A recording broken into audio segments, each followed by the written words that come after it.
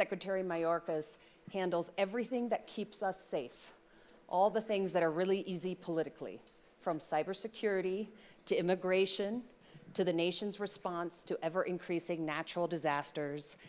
We're very proud to have you with us today. Thank you for coming. And to interview him, Fareed Zakaria. Hi, everyone. Welcome. This is a special opportunity with a very special guest. It's also a particularly important opportunity, and Mr. Secretary, you will understand this. For those of you who are trying to get off TSA watch lists, come and see the Secretary afterwards. And away we go. Well, we talked about customer service. Here are your customers, and they might have some things to talk about. All right, let's start, Mr. Secretary, with the crisis that didn't happen. For those of you who don't remember, under a certain health authority, Title 42, I think it was called, the president, the administration had the ability to deport people instantly without essentially a kind of any kind of due process because of COVID. That authority expired in May. Almost everyone was predicting there would be a massive crisis on the border, tens of thousands of people coming every day. It didn't happen. Why? So Fareed, first of all, in response to your first comment, I recommend everybody register for a pre-check or a global entry. We have seen, since the end of Title 42, an approximately 65% drop in the number of individuals we encounter at the southern border. And I'll explain why, but I want to take a step. Can everyone hear? Oh. Can you keep the mic closer? I'll keep it closer. So we have seen since the end of Title 42, that public health authority, May 12th, we've seen an approximately 65% drop in the number of people encountered at our southern border. And I'll explain why. I'll explain the approach that we have taken to manage that outcome. But I want to take a step back, because I think we have to place this in context, and we have to place the level of migration we have experienced in its hemispheric and worldwide context. During World War II, there were approximately 70 million displaced people in the world. Now there are over 112 million displaced people in the world, and our hemisphere is by no means exempted from that extraordinary migration, that extraordinary level of people departing their countries of origin in search for a better life. Our approach has been very, very straightforward, and it's been really two-pronged. One, we have built lawful pathways for individuals so that they do not need to take that dangerous journey to our southern border in pursuit of humanitarian relief. We have accelerated our refugee processing.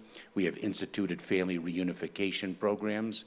We use our discretionary authority under humanitarian parole, and we are meeting people where they are.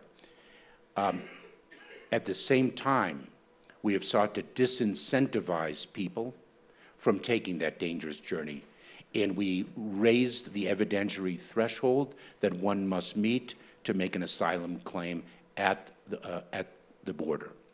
And that has been controversial. I must say that we find it to be compelled from a humanitarian perspective. Because 15 years ago, migrants would arrive at our southern border on their own. That is not the case now. One must place one's life and one's life savings in the hands of smugglers, and the level of tragedy and trauma that we observe is something that we feel compelled to avoid. So the very fact that you talk about it the way you do, smugglers, these people making the journey in hundreds of thousands, if not millions, 2.5 million people apprehended on the southern border last year, all applying for asylum. Now, as I understand it, asylum was meant to be for people who faced individual persecution because they were of a certain race, of a certain religion. The image brought up is, of course, Jews during World War II. When you have 2.5 million people coming in and claiming asylum, it feels to me like it is powerful demonstration that the asylum process is broken, that people who are ordinary economic migrants are making a rational decision to essentially game the system. So is the asylum system broken, and how do you fix it? So the composition of the people whom we are encountering is a complex one. We see people who indeed are fleeing persecution by reason of their membership in a particular social group. That is the technical definition. We see people fleeing extraordinary violence, poverty, corruption, climate change, of various reasons. Economic migration does not qualify for asylum, but our system, Fareed, is indeed fundamentally broken. And, you know, there is unanimity about that fact, but regrettably, we cannot seem to all agree upon a solution. Let me put it bluntly. Do you think that Republicans in Congress want to solve this problem, or want to keep it alive because it works very well as election politics for them? Certainly, I've heard that opinion expressed by others. Let me, but I want to, you know, when we speak of gaming the system, I just want everyone to understand the profile of the individuals whom we are encountering. And the president spoke of the dignity of every individual. You know, we, in the Department of Homeland Security, I issued a memo very early on that we would not use the term illegal alien. When speaking of these individuals, we use the term non-citizen. And that speaks to the importance of respecting the dignity of the individual. An individual who's a parent whose daughter cannot walk safely to school, and who is so desperate for a better life for that daughter, who allows that daughter to flee on her own in the hands of others, to traverse another country only to reach the dangers of the southern border, that speaks to the level of desperation. That daughter may not be fleeing persecution by reason of her membership in a particular social group, but at the same time, she's not gaming the system. Well, when I say gaming the system, look, I don't blame those people. They're making the rational decision, which is it's a much better idea to apply for asylum. It takes years to adjudicate. You slip through the cracks. You can live in the country. Thankfully, we do not live in a police state. Once you get into America, it's very hard to track you down. So I'm not suggesting that these people are, you know, they're doing the right thing. But my point is, in the old days, the Irish fled the potato famine. The Sicilians were fleeing gang violence. But that's not what, you know, asylum was meant to be for the kind of small number of people who were individuals. What's the way to get back to that? Because otherwise, no matter what you do, you're going to be talking about a number of people applying that is beyond the capacity of any government to process. And, you know, as you know, it's not just America that's facing this. The Brits are facing this. The French are facing this. The Spanish are facing it. And everybody, by the way, it's fueling right-wing populism. Yes, and we've seen that in the upheaval in certain political establishments around the world. The system has to be broken. You know, before our administration began, the average length of time between an arrival at the border, a claim of credible fear, that initial threshold, and the ultimate adjudication of the asylum case was 6 years. 6+ years. And so, what is it now? And what happens, well, what happens is people get a job, their children go to our schools, they may have a child, a U.S. citizen child, and they establish roots. And then it becomes very difficult to remove them. Right now, what we have done is we have promulgated a regulation that seeks to collapse that 6-year period into under a year. And we've empowered our asylum officers to adjudicate those claims. And so we're making the reforms that we can. Meanwhile, on the other end of this, which is skilled immigration, it seems to me we have a different kind of crisis. There's a huge demand for skilled labor.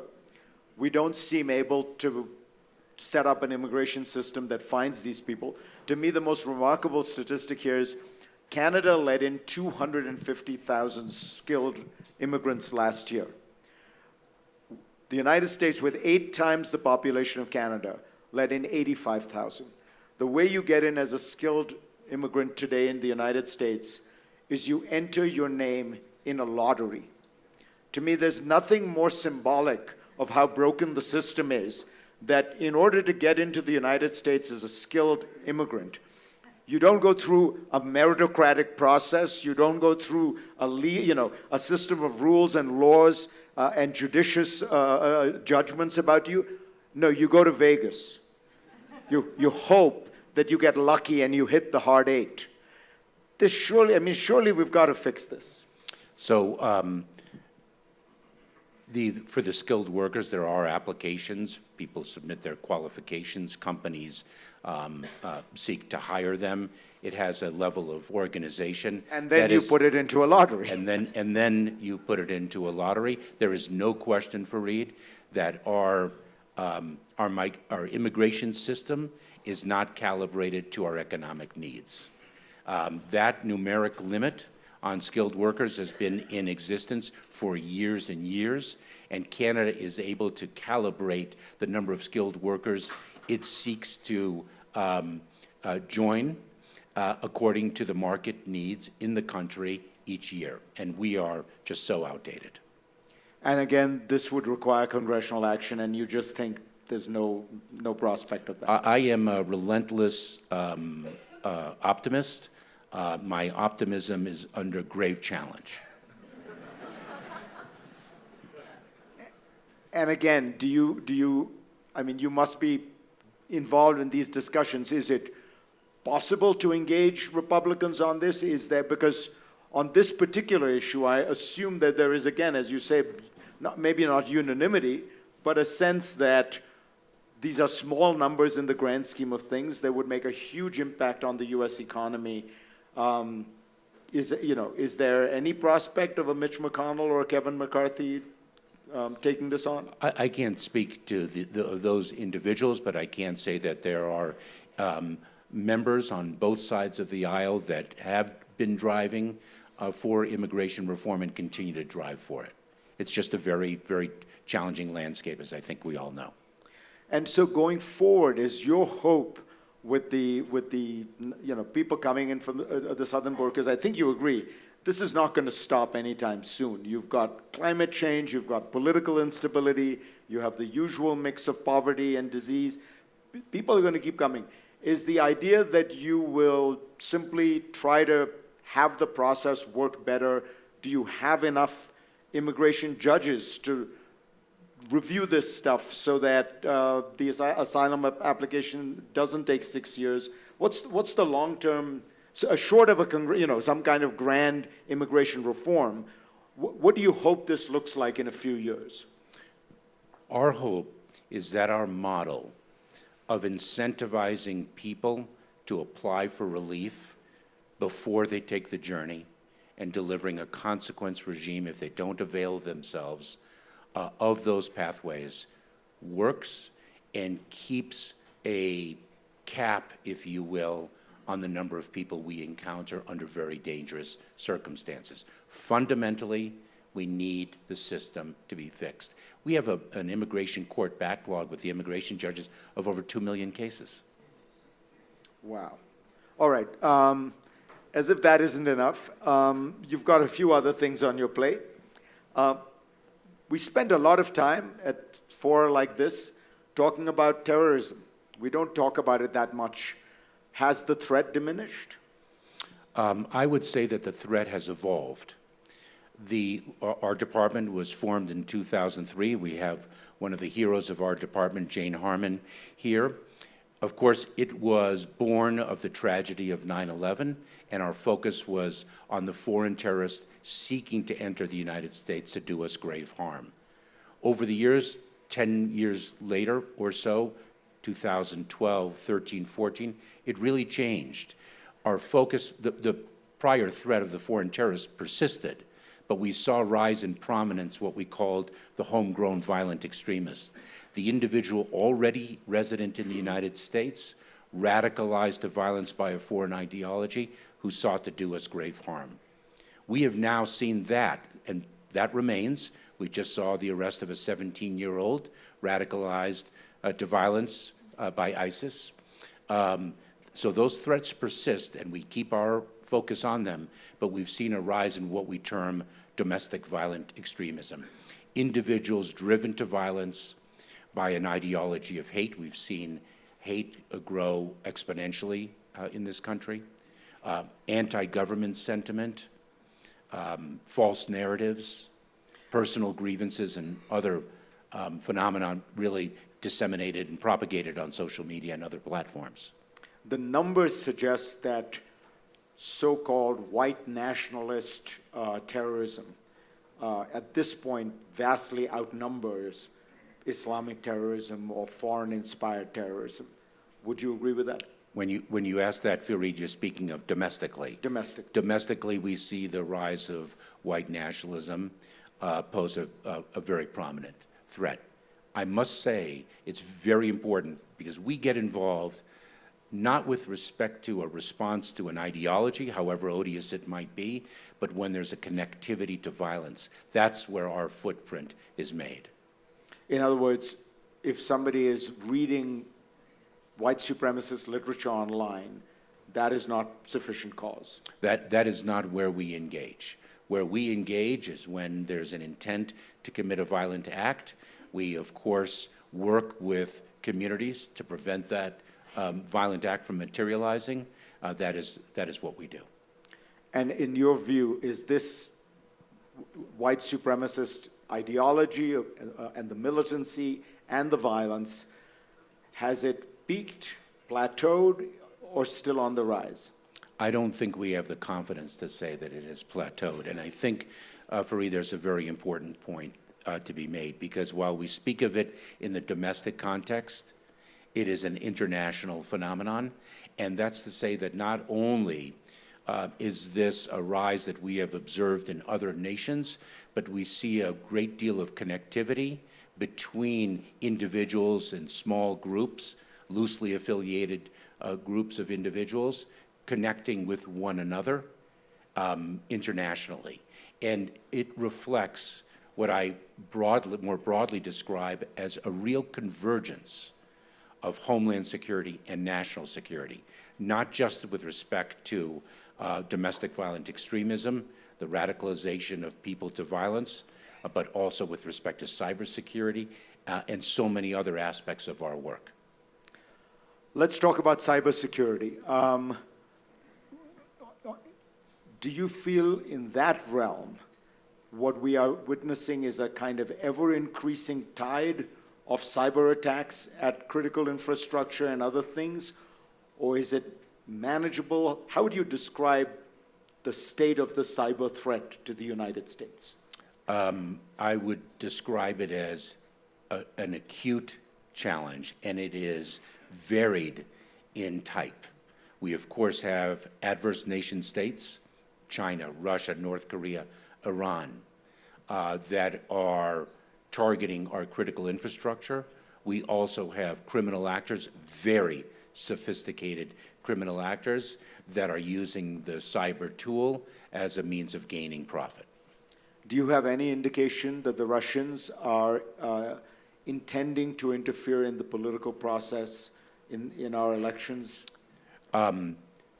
We are vigilantly focused on foreign interference in our elections, and the tool that is most often employed is not necessarily the manipulation of the voting booth, because we, with working very closely with secretaries of state around the country, have built redundancies and the like, so that infrastructure is secure, not impervious to attack, but where the tool of disinformation to influence individuals' intentions is a threat stream that we're very, very focused on. There were arrests made in Florida of Russian agents who seemed to be trying to interfere in domestic Florida elections. Is that a pattern you see? It struck me as kind of slightly bizarre. I don't know that it's a pattern, but remember, it's not just necessarily national elections that are within the purview of our work to make sure that our election system as a country is secure. Before I open it up to questions, I thought, I'd like to have you reflect a little bit on your personal story and how it informs your work. You were 1 year old when your family fled Castro's Cuba. Yes. What was it like when you got here? I've never been that precocious. So I will, let me share a story with you, because my father lost the country of his birth, lost his small business that he was very excited about, and was not able to be by his mother's side when she passed from cancer. It was the second time in my mother's life that she was a refugee. She fled World War II very late and lost a tremendous amount of family. And it really brings us back to where we started. The understanding of displacement was something that I grew up with, and it was a very profound theme in my parents' teachings to my sister and to me. When I was the director of U.S. Citizenship and Immigration Services, I visited a refugee camp in Dadaab on the Kenyan-Somali border. And I could not describe these individuals as poor, because poor sometimes can reflect that one has something but not enough.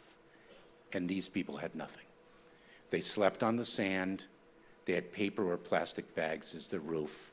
When the sun set, it was pitch dark. The camp was designed for 90,000 people, and when I visited, 300,000 people were there. And I sat in on an interview of a family of 6. And the refugee officer started her questioning of the family to see whether that family could qualify to come to the United States as refugees. And she asked the 17-year-old daughter the first question of, where were you born? And the daughter looked down, puzzled, and looked up and said, well, I was born here. I was born here. She had known nothing else but that camp. And I came back, and I had a very difficult time identifying myself as a refugee, despite my upbringing and the inculcation of that definition in my being. And I reflect on that because when we promulgate policies in whatever area of our work, and our mission set is so expansive, the Commandant of the United States Coast Guard, Linda Fagan, the first woman Commandant of the Coast Guard, is here. That is one of 8 operational agencies in a department that is 260,000 people strong. From FEMA to Coast Guard to Border Patrol to Secret Service, we cover so much. Whatever policy we promulgate is a reflection of not only who we are, but who we want to be. And that is a struggle in a very, very difficult climate, and that's what makes it a privilege to serve. Okay, opening it up to questions.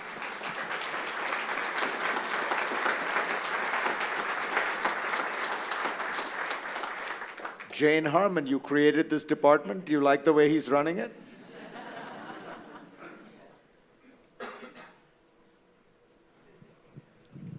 You bet I do. And I just want to say to you, Ali Mayorkas, that under the most difficult circumstances and the political dysfunction of Washington, you're doing a wonderful job. Thank you, Jane. Thank you. Thank you. An observation and a question. The observation is that the failure of our immigration system is not the fault of the Secretary of Homeland Security. It's the fault of the United States Congress, which has missed every opportunity to reform the system. There was a pretty decent bill on the floor of the House during the Bush 43 administration, which I proudly voted for and which failed by about 5 votes. And it would have made this job manageable. I just wanted to ask about a couple of areas you didn't touch on because I think they matter enormously. One is the importation of fentanyl and fentanyl products, not just through the southern border, but everywhere else. I think everyone would be interested to hear what you're doing about that.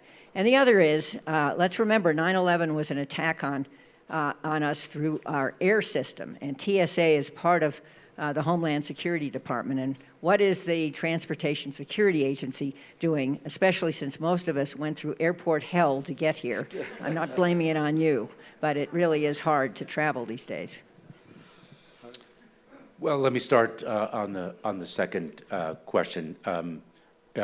Airline security. I will say, when all of you think about your experience at the airport, my bet is that you think about the convenience, the facility of the travel. You don't necessarily, uppermost in your mind is not necessarily the security of your flight. And that is a transformation. And it is TSA, Customs and Border Protection, their extraordinary architecture that they have built in collaboration with the airlines, our phenomenal partners in advancing our security, and our partnership with other countries. And so it is a very sophisticated architecture that we have achieved. Jane, in your first question on fentanyl. You know, I grew up in the federal system as a federal prosecutor. I prosecuted cocaine trafficking cases, methamphetamine, black tar heroin. Nothing is like fentanyl in terms of its toxicity.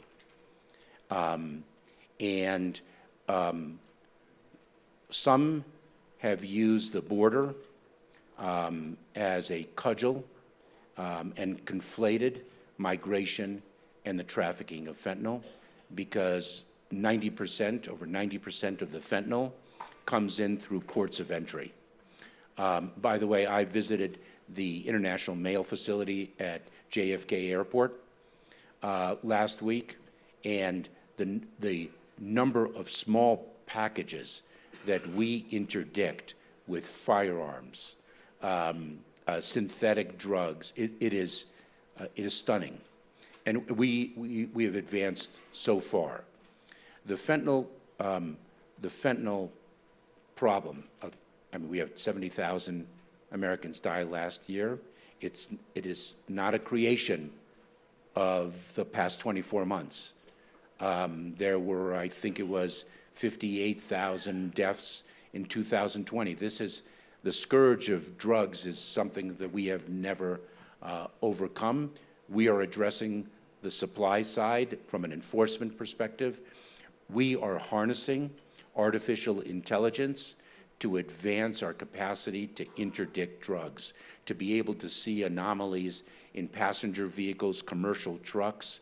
I will say the creativity of the smugglers is extraordinary, and yet our ingenuity in building response protocols is also extraordinary. Can I just ask a quick supplementary?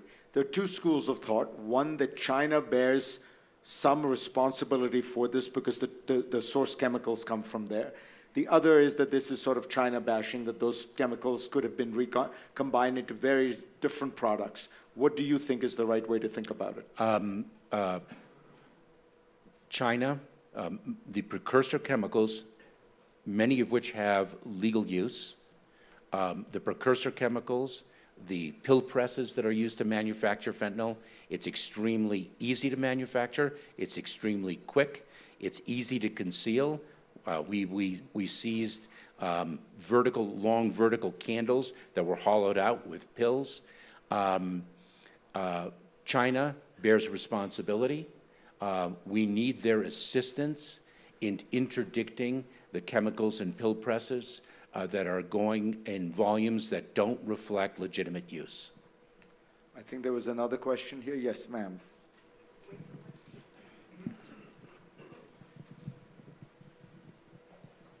Thank you. Good morning. Firstly, I echo the Honorable Harmon's comments, so thank you for your service, Secretary Mayorkas. It's not easy to solve these complex issues, and being a public servant is not easy, so thank you. Last spring, in April 2022, DHS released its first ever equity action plan based on Executive Order 13985. Since its release, I would appreciate hearing your favorite highlights since its implementation as it relates to equitable programming across DHS. Which program has had the most progress in addressing systemic fairness under your supervision? Thank you. Thank you. So the issue of equity is an organizational priority for our department, and I'll share what I consider to be a highlight. And it is a highlight born of a scathing article in a newspaper. The article was very critical of us, and by the way, correctly so. What my mantra inside the organization is do not shrink from criticism, just work very hard not to deserve it. But this was a criticism of us. There was a very poor black community that had been impacted by an extreme weather event. And the individuals could not access our assistance at FEMA because they could not present adequate documentation of the ownership of their homes. They did not have the deeds of trust. They did not have mortgage documents and the like. The reality was that our practices led to their disenfranchisement. These were very, very poor people. Their homes were modest at best. And the history of that community was that these homes were passed from generation to generation. And so what we did in response to that article to achieve equity was we changed our policies and practices. We said, if you do not have mortgage documents, if you do not have deeds of trust, then perhaps you have utility bills. And you can accompany the utility bills with an attestation of ownership. And we were able to enfranchise a community that previously we had disenfranchised. That's an example of achieving equity when a matter is brought to our attention. Sir, there. Thank you very much, Fareed. Stephen Shapiro with BENS and the Atlantic Council, and I want to just remind you, Mr. Secretary, I had the pleasure of working with you on some domestic security matters some years ago, and you are a personal, if not national hero, and I want to thank you for that. Just a question for you with respect to the recent federal decision limiting the government's opportunity to interact with social media companies in an effort to stem the tide of misinformation. It seems like a major obstacle to this effort and in an already complicated world. So your take on that. So I thank you for the very kind words, and it's wonderful to see you again. And I am so sorry that I can't comment on that case because it is actually the subject of active litigation. Let me say this. We conduct ourselves with integrity. Homeland Security it's often described as a bipartisan issue. I actually consider it a non-partisan issue. It is an apolitical matter when we're speaking of the safety and security of the American people. And I'm sorry I can't comment further. I will say this. Disinformation is a real threat stream. All right, somebody at the back here. I just want to be sure I'm being equitable. Ma'am, can you just wait for the mic?